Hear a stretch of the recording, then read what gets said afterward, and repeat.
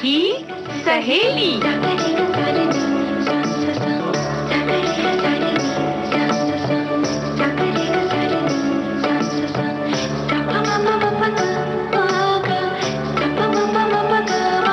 सखी सहेली।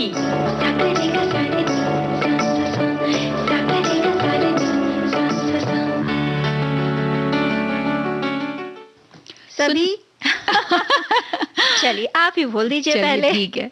सुनने वाली सभी सखियों, सहेलियों और श्रोताओं को दीपा माहेश्वरी और आकांक्षा सिंह का नमस्कार। क्या बात है दीपा जी, हम दोनों ही बड़ी जल्दी में हैं, ऐसा लग रहा है। है ना कि जब मतलब सखियों से मिलने का वक्त होता है, माइक के सामने हम बैठे होते हैं तो सोचते हैं कि कितनी बातें उनसे कर ली जाए। ऐसा लगता है अगले 1 घंटे में सब दुनिया भर की बातें हो जानी चाहिए, है ना। भैया जब सखी सहेलियां बैठती हैं और बातों का जो सिलसिला जब शुरू होता है तो ऐसे ही होता है, समय का पता नहीं चलता, लेकिन समय जल्दी जल्दी सरपट दौड़ता रहता है। तो शुरुआत करते हैं गीत से। चलिए।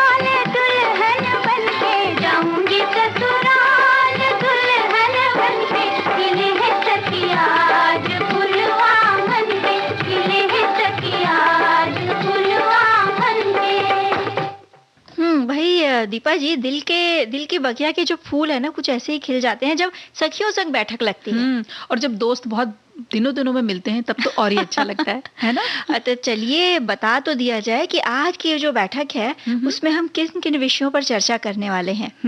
आकांक्षा, दूध से कई लोगों को परहेज होती है, लेकिन उन्हें पता भी नहीं होता कि उन्हें दूध लेने से परेशानी है।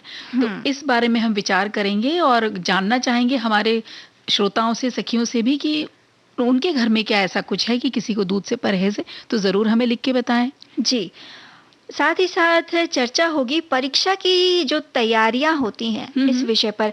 भाई जब परीक्षा आती है ना तो कहीं ना कहीं भले मतलब कितनी भी तैयारी हो, लेकिन मन के किसी एक कोने में ना एक डर, परीक्षा ये जो शब्द है, इसी ये सुनते ही ना एक डर सा आता तो ज़रूर है। आता ज़रूर है, बिल्कुल सही कह रही हो। कितने भी हम उम्र में बड़े हो जाएँ, आज भी अगर हमें परीक्षा देने जाना पड़े ना, तो सच में दिल थोड़ा धड़कने तो लगेगा। भई तो इन धड़कनों को सँभाले रखिए, और परीक्षा की जो तैयारियाँ होती हैं, वो पूरे लगन से, पूरे जज़्बे के साथ की जाए, तो भले ही थोड़ी देर के लिए डर आएगा ज़रूर, लेकिन हम पर हावी नहीं होने पाएगा।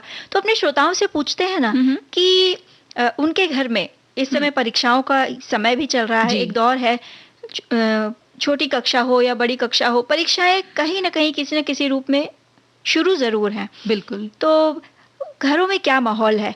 और ये भी याद करके बताएं कि मतलब जब परीक्षा देने जाना होता था, तो क्या दिल में धुकधुकी सी लगी रहती थी, या फिर बस यूं ही बस? अच्छा, तो तुम घर के बच्चों से नहीं पूछ रहे हो, आज उनके पेरेंट्स माता पिता से पूछ रहे हो कि आपका परीक्षा का आपका जो अनुभव है वो कैसा रहा, ये जानना चाहती बिल्कुल बताएं कि बस यूं ही उठे और चल दिए परीक्षा देने, आने दो, देखते हैं पेपर कैसा भी होगा, हम कर लेंगे।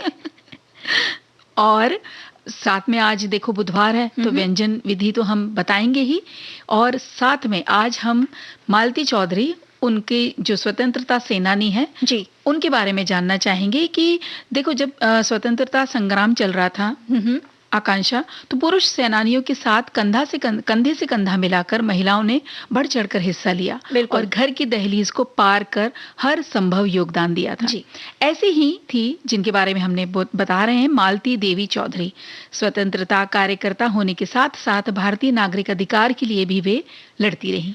उनका जन्म हुआ था 26 जुलाई 1904 में पूर्वी बंगाल में, और जब वे मात्र 2.5 साल की थी तब उन्होंने पिता को खो दिया। उनके पिता कुमुदनाथ सेन बैरिस्टर थे और माँ स्नेहलता सेन एक अच्छी लेखिका थी, जिन्होंने जुगांजलि लिखी और रविंद्रनाथ टैगोर की कुछ कृतियों का उन्होंने अनुवाद भी किया था। मालती चौधरी के परिवार में सभी किसी न किसी रूप में राजनीति से जुड़े थे। 16 वर्ष की आयु में आपको शांति निकेतन भेजा गया, जहां आपको टैगोर द्वारा स्थापित विश्व भारती में भर्ती किया गया। वे स्वयं कहा करती थी आकांक्षा कि मैं बहुत भाग्यशाली हूं जो शांति निकेतन में टैगोर जी से सीधा ज्ञान प्राप्त करने का मुझे मौका मिल रहा है। तो शांति निकेतन में मालती चौधरी ने न सिर्फ डिग्री हासिल की, बल्कि अलग अलग कला और संस्कृतियों में भी पारंगत हुई। उन्होंने उसे जाना, उसे पढ़ा। वे टैगोर के जीवन सिद्धांत, देशभक्ति के विचार, शिक्षा और विकास पर उनकी जो सोच थी, इन सब बातों से बेहद प्रभावित थी। रविंद्रनाथ टैगोर से उन्हें एक प्यार का नाम मिला था, मीनू जी। और यही नहीं मिला, देखो हम बताते उन्हें और क्या मिला। यही शांति निकेतन में वे नाबा कृष्णा चौधरी के संपर्क में आई। वे साबरमती आश्रम से यहाँ पढ़ाई करने आए थे। दोनों ने 1927 में ब्याह कर लिया और बाद में वे उड़ीसा में बस गए। यहाँ उन्होंने ग्रामीण विकास के लिए बहुत सारे काम किया आकांक्षा, जैसे गन्ने की बेहतर खेती के लिए किसानों की मदद करना, आसपास के गांवों में वयस्क शिक्षा शुरू करना। ये देखो कितनी अच्छी बात है कि उन्होंने बड़ों के लिए पढ़ाई शुरू की थी। साथ ही नमक सत्याग्रह के समय दोनों, यानी मालती जी और उनके पति, उनको दोनों को गिरफ्तार करके जेल भेज दिया गया था। जेल में दोनों ने साथी कैदियों को पढ़ाया और गांधी जी के विचारों का प्रचार प्रसार किया। और साल 1946 में मालती चौधरी ने उड़ीसा के अंगुल में बाजीराव छात्रावास की स्थापना की, और यहीं अंगुल में ही उत्कल नवजीवन मंडल की भी स्थापना की गई। बाजीराव छात्रावास का जो गठन किया गया वो इसलिए कि यहाँ स्वतंत्रता सेनानियों के जो विभिन्न जनजातियों के जो बच्चे थे, उन्हें रखकर शिक्षित किया जा सके। उत्कल नवजीवन मंडल ने विशेष रूप से ग्रामीण विकास और आदिवासी कल्याण के लिए महत्वपूर्ण काम किए। जी। भूदान आंदोलन के समय वे आचार्य विनोबा भावे के साथ रहीं। नोआलखी यात्रा के दौरान वे गांधी जी के साथ काफी समय तक कार्य करती रहीं। गांधी जी ने भी उन्हें स्नेह स्वरूप एक नाम दिया था, टोफनी। इन्होंने जो कृषक आंदोलन था उसका भी नेतृत्व किया, जिससे किसान थे वे साहूकार और जमीन के मालिकों के जो दुर्व्यवहार थे उससे उन किसानों को बचाया जा सके। साल 1946 में मालती चौधरी को भारत की संविधान सभा के सदस्य के रूप में चुना गया। वे उत्कल प्रदेश कांग्रेस समिति की अध्यक्ष भी रहीं। आज़ादी के बाद उन्होंने पिछड़े वर्गों के सुधार के लिए जो उनका संघर्ष था वो जारी रखा। जी, और जब उनके पति नाभा कृष्णा चौधरी उड़ीसा के मुख्यमंत्री के रूप में चयनित हुए, तब उन्होंने प्रदेश में अलग-अलग ग्रामीण पुनर्निर्माण योजना, बहुत सारी कई तरह की योजनाएं उन्होंने शुरू की थी। आपको राष्ट्र के प्रति समर्पण के लिए कई पुरस्कार भी मिले। बाल कल्याण के लिए राष्ट्रीय पुरस्कार सन 1987 में, साथ ही साथ सन 1988 में जमनालाल बजाज पुरस्कार, उत्कल सेवा सम्मान, टैगोर लिटरेसी अवार्ड साल 1995 में, साथ ही साथ राज्य समाज कल्याण सलाहकार बोर्ड द्वारा सम्मान भी उन्हें दिया गया। और साल 1997 में 93 वर्ष की आयु में आपने सदा के लिए इस दुनिया को विदा कहा और सौंप दिया नवीन भारत को, अपने देशवासियों को। मातृभूमि के लिए जो करता अपने रक्त का दान, उसका जीवन देवतुल्य है, उसका जन्म महान।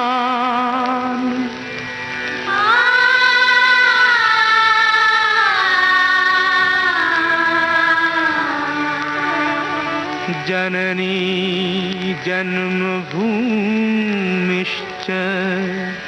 स्वर्गादपि गरीयसी।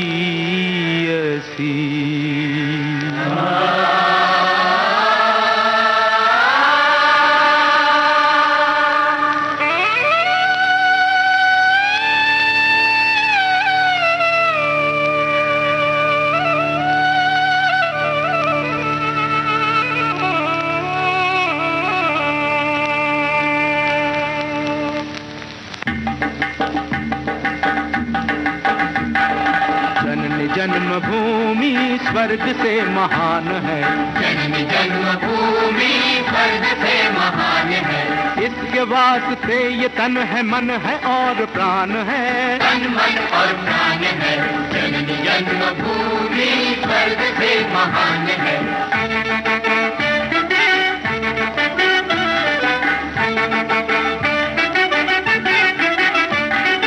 इसके कण कण पे लिखा राम कृष्ण नाम है, राम कृष्ण नाम है। हुतात्माओं के रुधिर से भूमि सच्च श्याम है, भूमि सच्च श्याम है। धर्म का ये धाम है, सदा इसे प्रणाम है। स्वतंत्र है धरा यहाँ, स्वतंत्र आसमान है, स्वतंत्र है धरा यहाँ, स्वतंत्र आसमान है।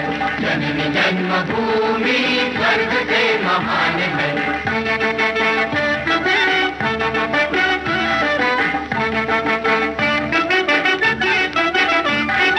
इसकी आन पे अगर जो बात कोई आ पड़े, बात कोई आ पड़े, इसके सामने जो जुल्म के पहाड़ हो खड़े, के पहाड़ हो खड़े। शत्रु सब जहान हो, विरुद्ध आसमान हो, मुकाबला करेंगे हम जो जान में ये जान है, मुकाबला करेंगे हम जो जान में ये जान है। जननी जन्मभूमि स्वर्ग से महान है।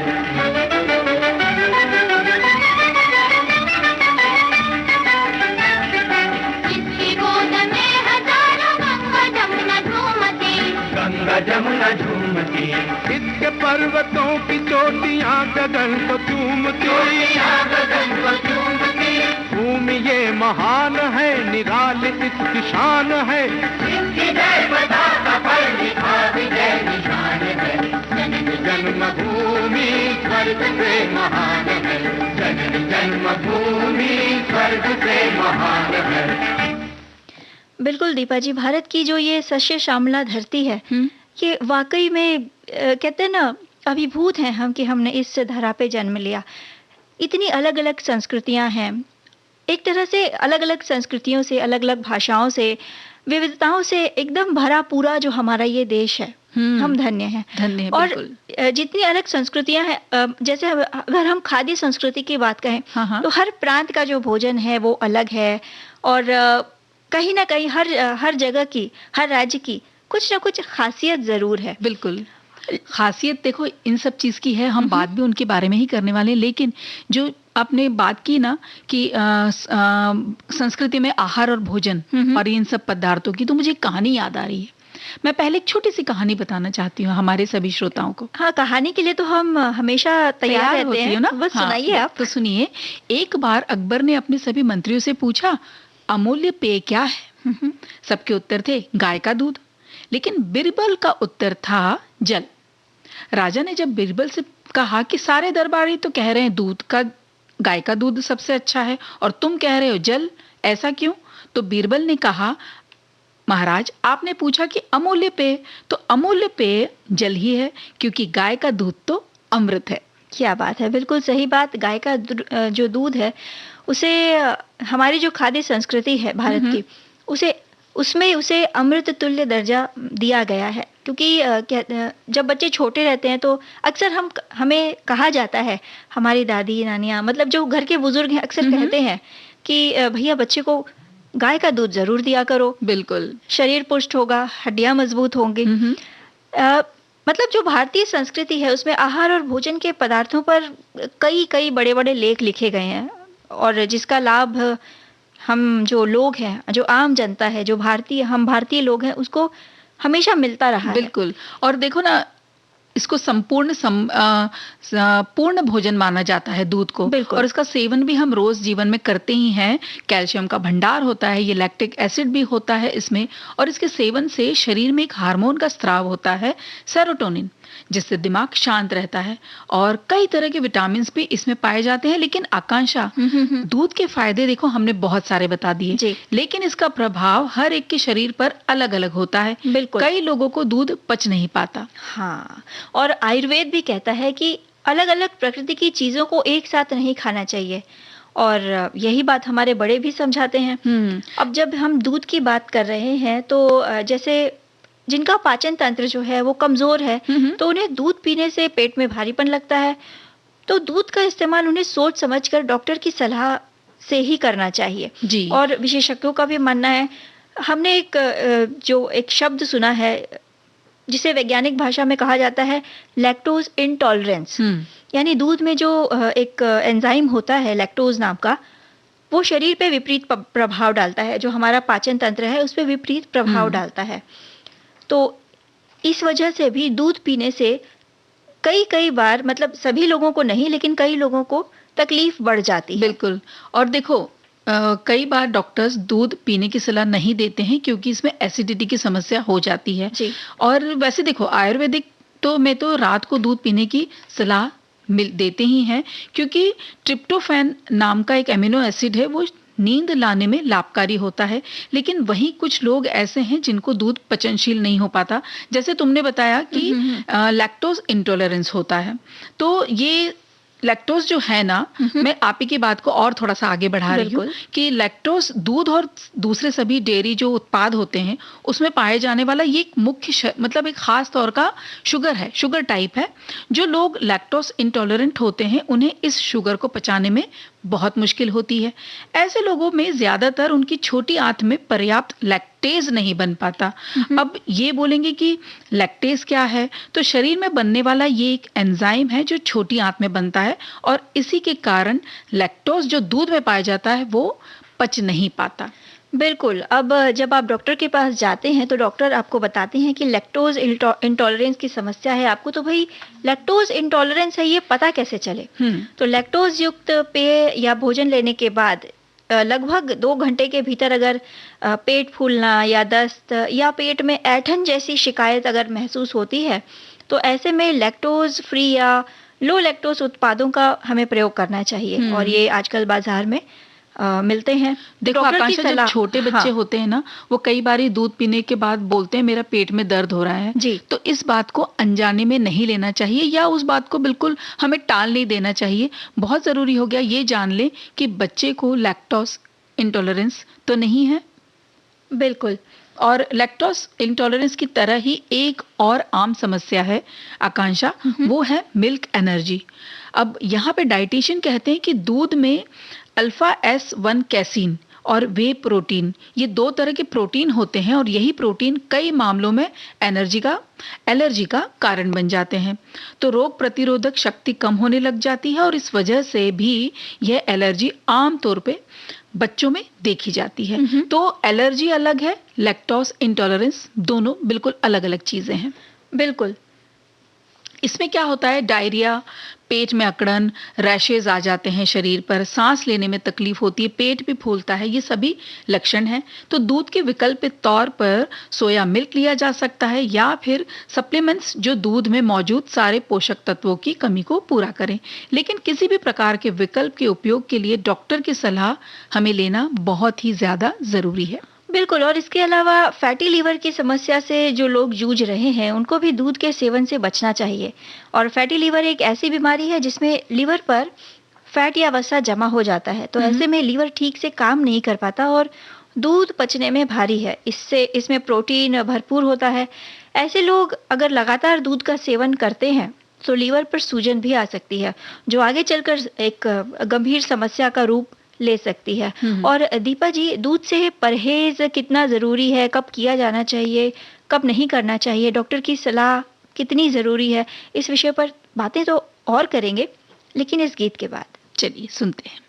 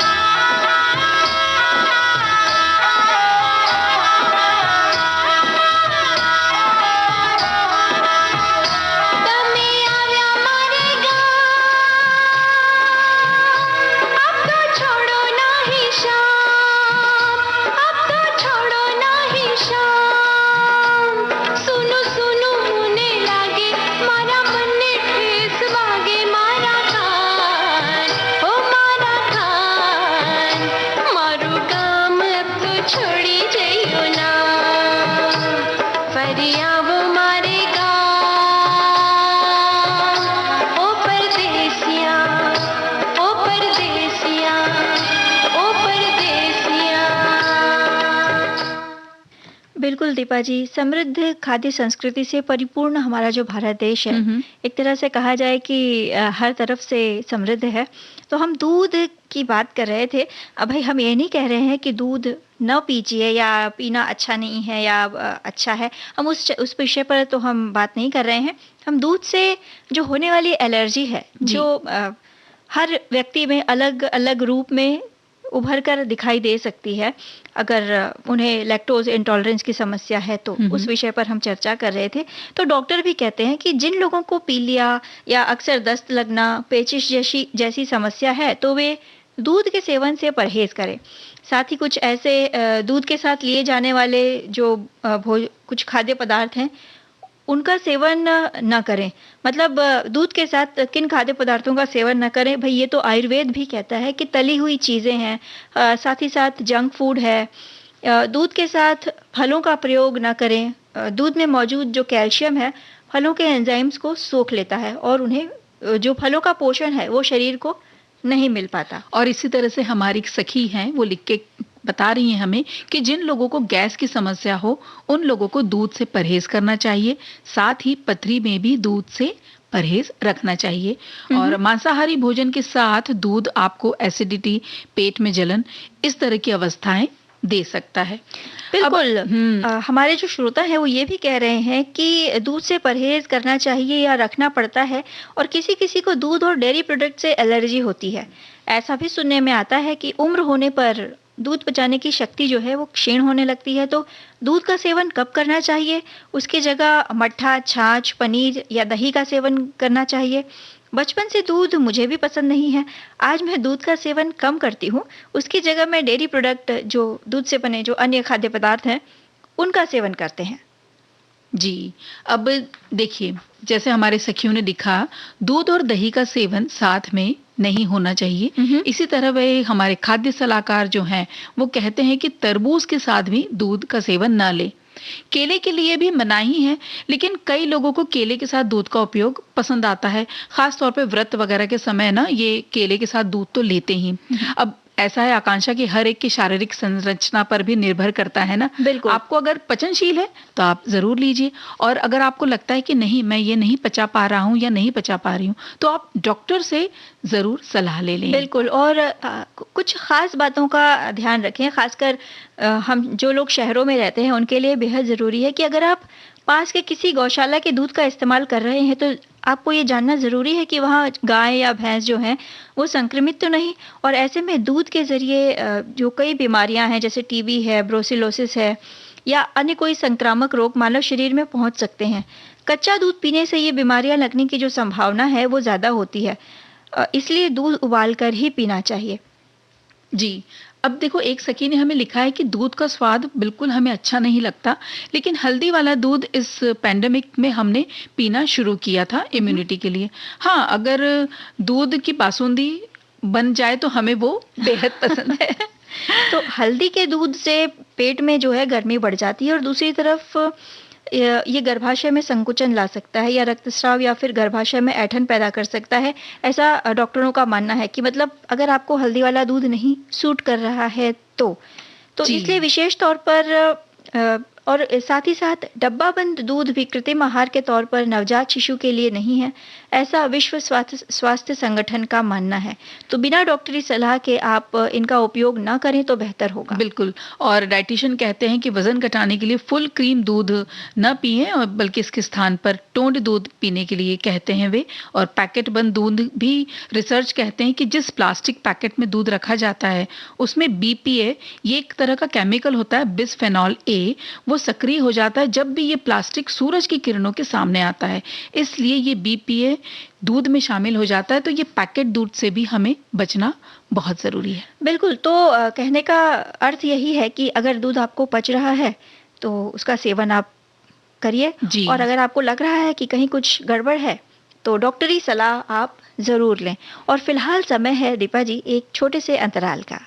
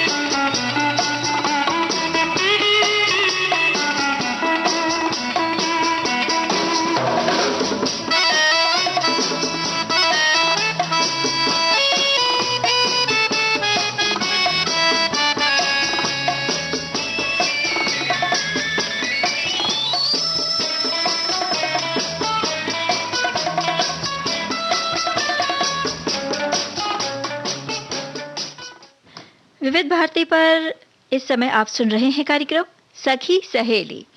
और दूध की बात हो गई, मतलब खान पान की बातें हो गई, तो अब परीक्षा की भी कुछ बातें कर लें। आप तो मतलब आप ऐसे परीक्षा की तैयारी की बातें क्यों करनी है आपको? मतलब आप क्या चाहती हैं कि हम टेंशन में आ जाएं? नहीं आकांक्षा, टेंशन की क्या बात है, तैयारी अगर अच्छी होगी तो फिर एग्जाम भी अच्छा ही होगा ना। लेकिन उसके पहले एक गीत सुनेंगे। चलिए सुनते हैं गीत।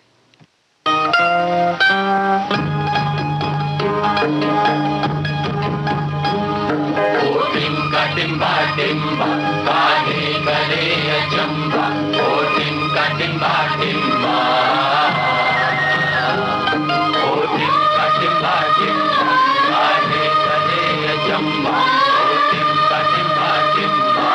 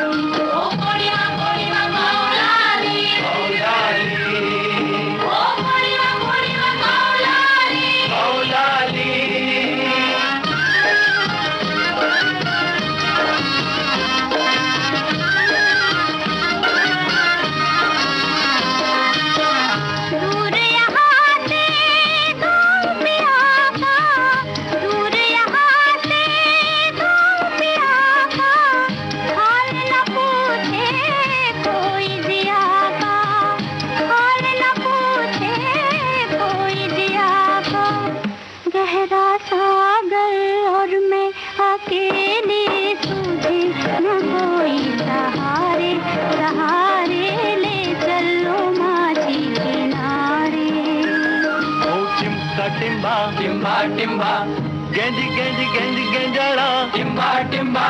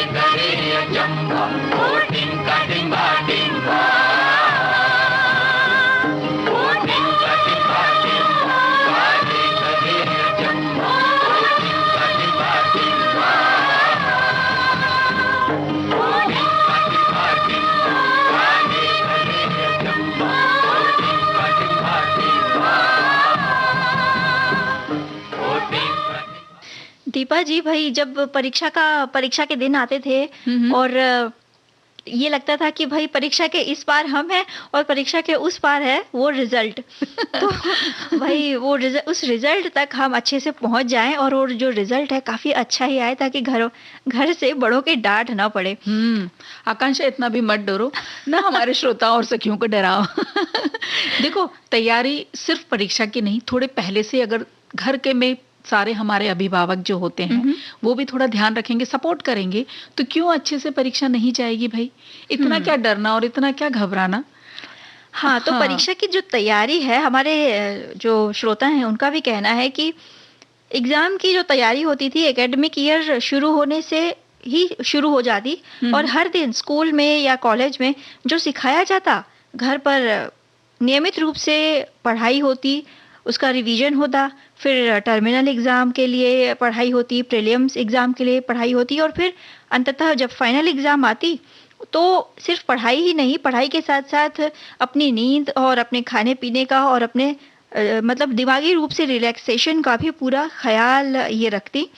तो मतलब हर चीज़ में इन्होंने बैलेंस रखा, तो परीक्षा के जो दिन थे इनके आराम से निकले। मतलब वो तनाव जो एक होता है ना, तो वो देखिए नहीं आया। एक अनुभव ये आया है हमारे श्रोता का। एक श्रोता कहते हैं कि गर्मी के दिन आए नहीं और परीक्षा का डर लगने लगता है। भाई ये तो सही बात है। तो चलो तुमने इस बात पे हामी कर दी। अब हम तो कहते हैं कि घर का माहौल बिल्कुल नॉर्मल रखें आप। विशेष तौर पर माताएं बहुत घबराने लग जाती हैं। बच्चे से पहले, जो छोटे बच्चों की मम्मियों की बात कर रही हूँ, हाँ। बच्चे से पहले मम्मी को सारा सिलेबस रटा हुआ रहता है, तो वो कहती तुमने ये नहीं पढ़ा, तुमने वो नहीं पढ़ा, तुम्हारी ये तैयारी नहीं है, तुम्हें ये वाले लेसन को याद नहीं है, ये तुम्हें टॉपिक समझ में नहीं आता, जल्दी करो जल्दी करो। तो आप बच्चे का साथ दें, उसे प्रोत्साहन दें। यूं नहीं कि परीक्षा की आने वाली और आप इतना डरा दें कि बच्चा खुद भी डरे और उसे भी डरा दे। उसे उस पे ना डालें। वही बिल्कुल सही बात है। जो माता पिता या घर के जो बड़े रहते हैं, परीक्षा के दिनों में उनका एक महत्वपूर्ण कहते हैं ना एक भूमिका रहती है तैयारियों, बच्चों की तैयारी में। तो देखें कि बच्चे को किस विषय में तकलीफ ज्यादा हो रही है। जी। जो कठिन विषय है या जो सब्जेक्ट हैं, उसमें से भी जो कठिन जो टॉपिक्स हैं उसे आप पहले कवर कर लें, मतलब पहले पढ़ लें, और साथ ही साथ नोट्स तैयार करते चलें। लिखने से होता ये है कि जो चीज़ें हैं वो जल्दी याद होती हैं और लंबे समय तक अपने स्मृति पटल पर रहती हैं। बिल्कुल। और अगर कोई युवा छात्र छात्राएं हैं तो वो टाइम टेबल के अनुसार चले, क्योंकि छोटे बच्चों को टाइम टेबल से कराना आकांक्षा बहुत मुश्किल है। आप कितना भी चाहें वो नहीं बैठेंगे जिस समय पे आप चाहते हैं। लेकिन बड़े जो हैं, जिनको 10वीं 12वीं या आगे भी कोई कॉम्पिटिटिव एग्जाम देनी है, वो अपना टाइम टेबल बनाएं, उसके अकॉर्डिंगली चलें। और विषय में बहुत से विषय ऐसे होते हैं जिसमें कारण होते हैं, जैसे विज्ञान, तो उसमें हर एक कारण को भली प्रकार से आप समझ लीजिए, आसानी होगी आपको उसको समझने में। जब कारण समझ में आ जाएगा तो उत्तर अपने आप आपको मिलेगा। तो जब कारण समझ में आएगा तो उसका निवारण भी अपने आप आ जाएगा। तो करत करत अभ्यास से जड़मति होत सुजान। और रात की जगह दिन में पढ़ाई करें, क्योंकि तब मस्तिष्क जो रहता है वो अधिक सक्रिय रहता है। हवादार और रोशनीदार कमरे में पढ़कर अपना अभ्यास करें। और इस समय बच्चों से ज़्यादा, जैसा आपने कहा दीपा जी, कि मम्मियाँ तनाव में दिखाई देती हैं। ऐसा ना हो कि अपने मन की चिंता आप बच्चों में डालें, तो ऐसे में होगा क्या कि बच्चे जो हैं वो पढ़ाई से भटक जाते हैं। बिल्कुल। और आकांक्षा, जैसे तुमने बताया कि आहार हमारे संस्कृति की, समृद्ध संस्कृति की देन है, तो सुपाच्य पौष्टिक भोजन बच्चों को देना है, चाहे वो छोटे हों या बड़े। घर का बना आहार ही अपने बच्चों को अभी ज्यादा दें। और युवा विद्यार्थी वो जंक फूड से अभी तो बिल्कुल दूर रहें, नॉर्मल रोज का खाना खाएं, फल लें, सूखे मेवे का सेवन करें, और चाहे तो आप मौसमी फल जो जितने भी प्रकार के हैं सब ले सकते हैं। नाश्ता भी करना चाहें, जितना भी जो खाना चाहें, घर का ही बना भोजन ले। बिल्कुल। पिछले कुछ सालों में, खासकर ये जो 2-3 साल हमारे निकले हैं, कोरोना काल जिसे हम कह सकते हैं, जो पढ़ाई का जो एक तरीका है पूरी तरह बदल गया है। परीक्षा देने का तरीका बदल गया है। तो अगर बच्चे ऑनलाइन परीक्षा दे रहे हैं तो आपकी तैयारी पढ़ाई को लेकर तो वैसी ही होनी चाहिए जैसे आप ऑफलाइन दे रहे हैं, यानी विद्यालय में जाकर या कॉलेज में जाकर दे रहे हैं। लेकिन कुछ और भी बातें हैं जिनका ध्यान रखना होगा कि बच्चे छोटे हैं तो उन्हें समझ हो कि स्कूल द्वारा दिए गए, कभी कभी स्कूल जो है अपना ऐप दे देता है, या लैपटॉप पे या मोबाइल पे माइक कैसे इस्तेमाल करना है, कैमरा कैसे इस्तेमाल करना है, इसके लिए माता पिता को बच्चों के साथ रहना होगा। जो युवा हैं वो अपनी टाइपिंग स्पीड का ख्याल रखें। जी। और छोटे बच्चे एक जगह पर बैठकर परीक्षा नहीं दे पाते आकांक्षा, तो पेरेंट्स को चाहिए कि उन्हें समझाएं, और इस आदत को डालना ही जरूरी है कि इस टाइम पर तो उन्हें 1 घंटा या 1.5 घंटा जो भी समय नियत हुआ हो, उतना तो उस छोटे बच्चे को बैठना ही होगा। बिल्कुल। और घर की ऐसी जगह बैठें जहाँ थोड़ा शांत माहौल हो, और साथ ही साथ अगर ऑनलाइन एग्जाम दी जा रही है तो इंटरनेट की स्पीड और नेट पैक की वैधता का पूरा ख्याल रखिए कि कहीं इंटरनेट में कोई रुकावट मतलब बीच में नहीं होनी चाहिए। जी, मतलब जिस दिन परीक्षा हो उस दिन किसी भी तरह की कोई खलल नहीं होना चाहिए, वो बिना किसी रुकावट के एग्जाम दे सकें। और परीक्षा या सिलेबस से जुड़ी कोई अगर पीडीएफ फाइल दी जाती है स्कूल या कॉलेज की तरफ से, तो उसको डाउनलोड करके सेव करके पहले से ही रखें। फिर एन वक्त पे यूं ना हो कि आप प्रिंट आउट के लिए यहाँ वहाँ हम भाग रहे हैं, वो सब पहले से ही। ये तो शायद बहुत सारी हमारी माताओं ने इसका अनुभव इन दिनों में लिया होगा। और एक खास बात ये कि अगर घर पर बैठकर कोई परीक्षा दी जा रही है तो मन में ये विचार न आए कि भाई घर से ही परीक्षा दे रहे हैं, किताब तो बगल में ही रखी है तो उत्तर मिल जाएगा ना। चीटिंग नहीं चलेगी, बिल्कुल पूरी ईमानदारी से परीक्षा दीजिए। और साथ ही साथ अगर बच्चे स्कूल में या कॉलेज में जाकर भी परीक्षा दे रहे हैं, तो कोरोना काल के एक लंबे समय के बाद जब बच्चे स्कूल जा रहे हैं तो थोड़े मतलब कहते हैं ना, एक बच्चों में एक उत्साह का माहौल माता पिता को पैदा करना है। साथ ही साथ उन्हें आत्मविश्वास से भरना पड़ेगा कि नहीं, कोई बात नहीं, आप परीक्षा हॉल में जाकर परीक्षा दीजिए, कोई दिक्कत नहीं होगी। और इस वक्त क्या कर सकते हैं, गीत हाँ, और सबसे जरूरी बात परीक्षा के दिनों में ये भी है कि भाई तनावग्रस्त होने की बजाय थोड़ा समय बच्चे निकालें, जो उन्हें अच्छा लगता हो वो करें। ये नहीं कि परीक्षा आ गई तो मतलब कहते हैं ना कि बच्चे को एकदम से डरा दिया जाए कि दिन भर बैठ घबराने लग जाए। हाँ, जी, तो थोड़ा सा बच्चे के साथ खेलें, जो उसे पसंद है वो करें, या संगीत ही सुने जैसे हम सुनने वाले हैं।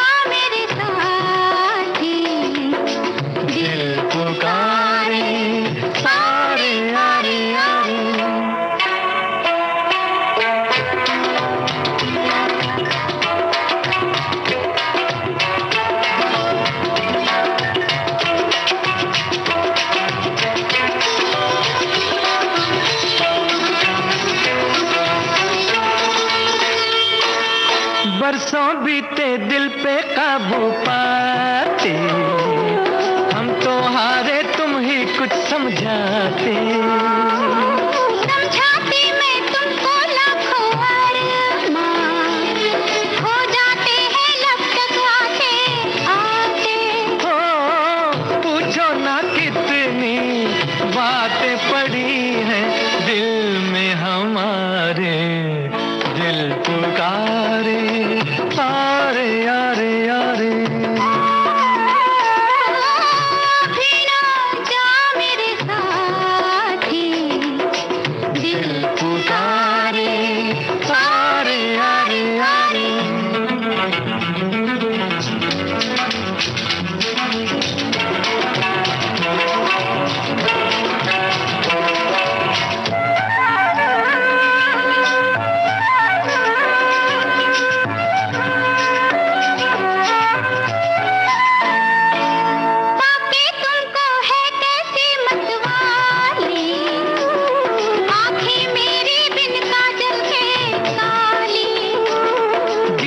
अपना मैं भी रंगी कर लूं, मिल जाए जो इन होठों की लाली। जो भी है अपना लाई हूँ सब कुछ पास तुम्हारे, दिल पुकारे आरे आरे आरे। अभी ना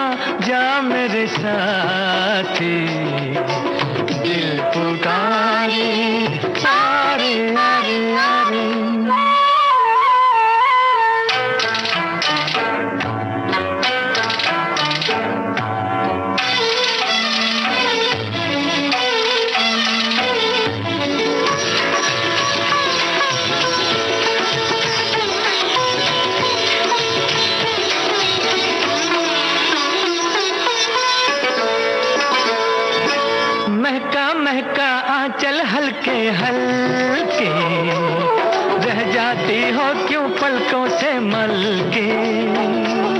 जैसे सूरज बनकर आए हो तुम, चल दोगे फिर दिन के ढलते ढलते।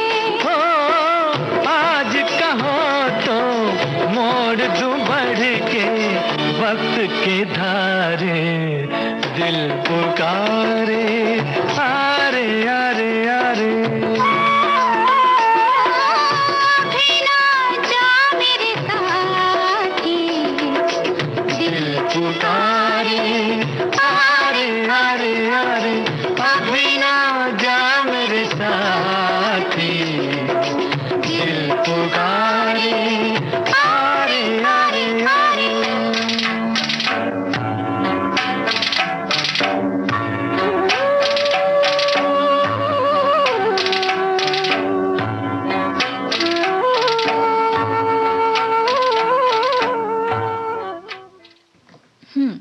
दीपा जी, तनाव भगाने का एक और भी बेहतरीन तरीका है। वो क्या है? संगीत तो सुना जाए, लेकिन कुछ अच्छा खाने को मिल जाए ना तो सारा तनाव हाँ, छूमंतर तो हो मन जाता का है। जो बोझ है ना वो कुछ हद तक हल्का हो जाता है। ये तुम्हारा होता होगा कि खाना खाते ही तनाव छूमंतर हो जाता है।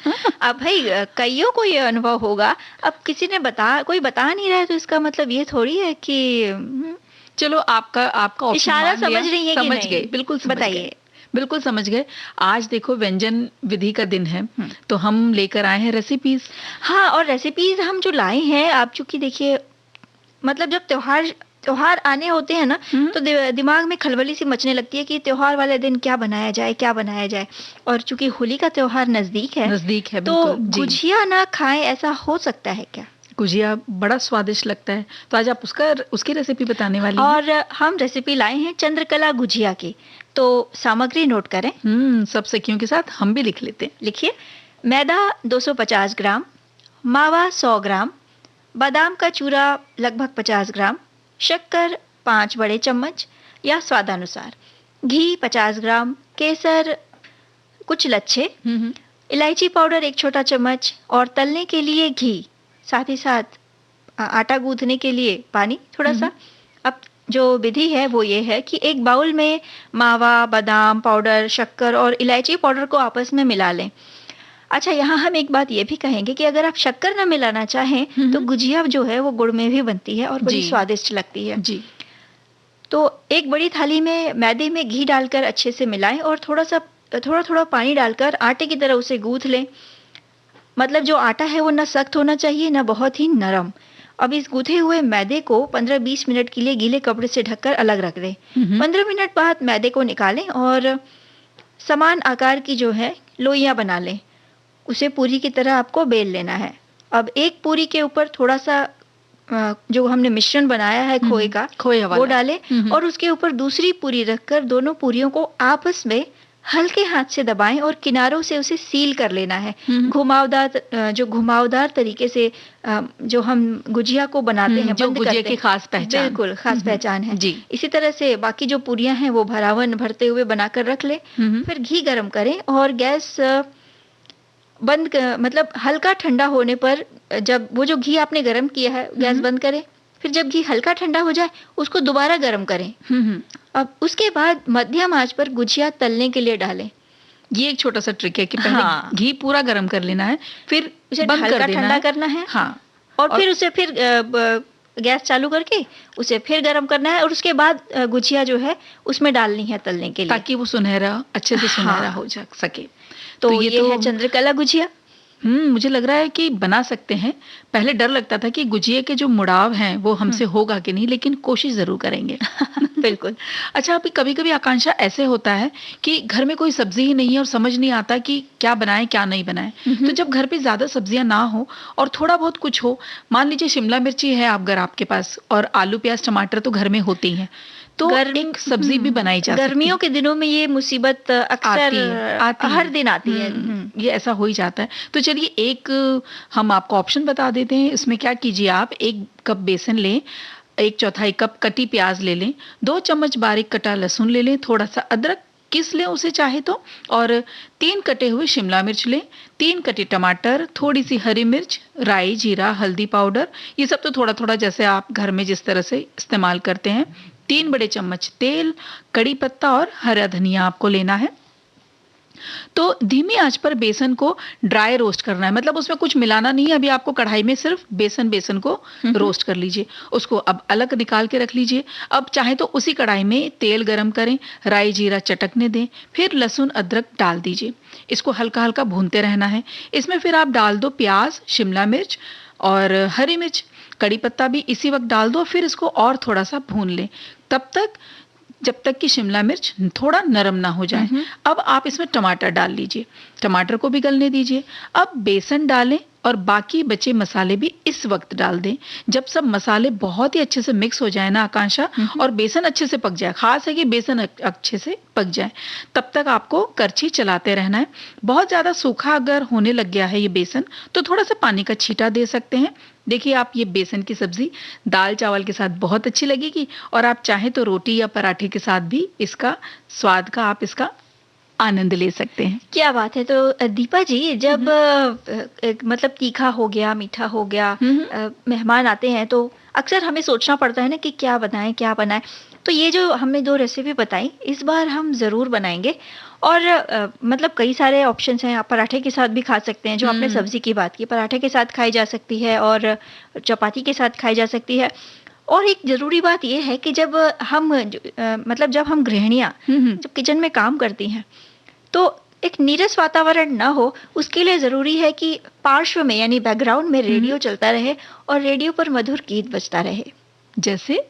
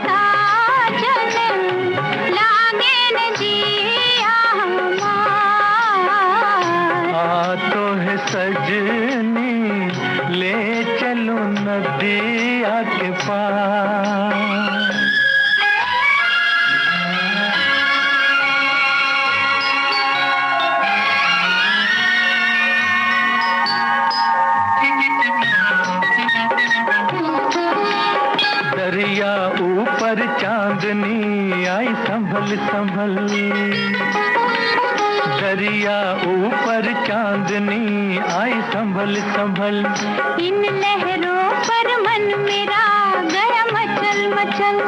एक बात कहता हूँ तुमसे, एक बात कहता हूँ तुमसे, ना करना इनकार। क्या? तो है सजनी, ले चलूं नदिया के पार। तेरे बिन साजन लागे न जिया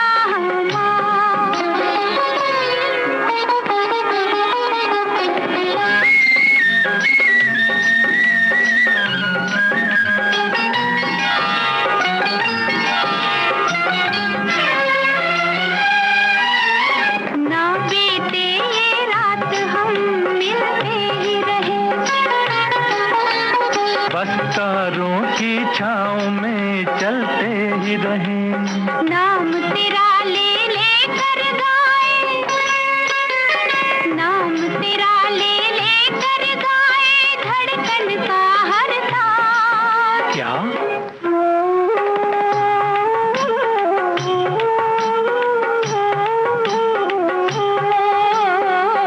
तेरे बिन साजन लागे न जिया हमार।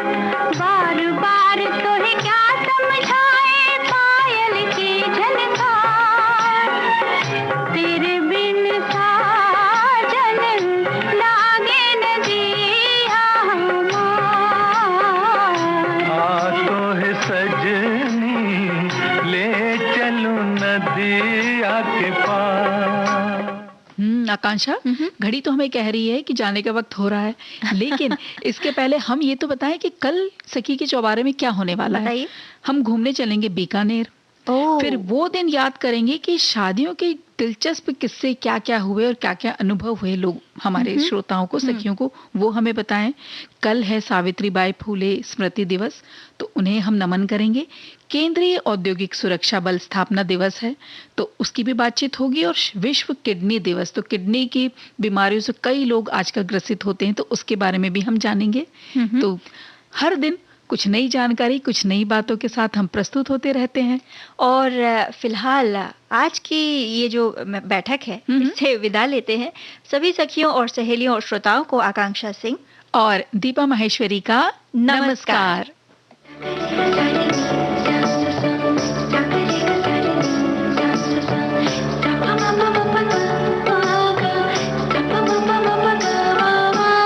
सखी सहेली।